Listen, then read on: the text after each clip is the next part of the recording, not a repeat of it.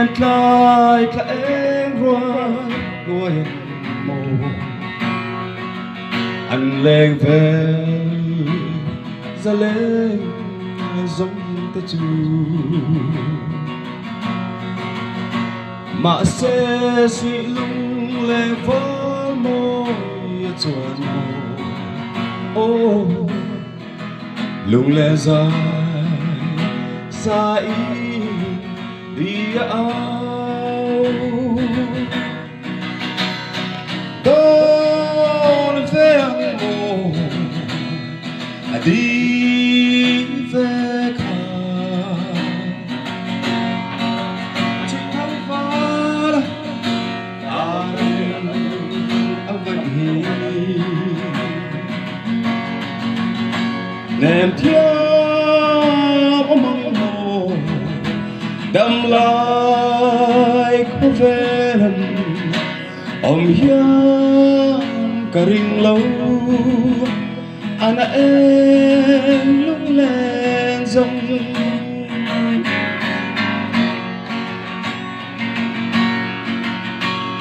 nem tên tua nan ti zelim châu tùy đình du đón dài rel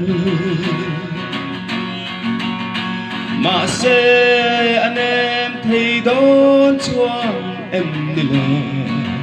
ôi trả ruồi alo nuông ta si đón về mồ đi về khăn Chhuihthangvala arang avai nem thiam mong mồ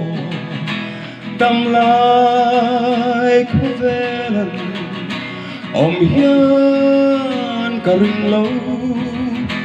anh em lên rong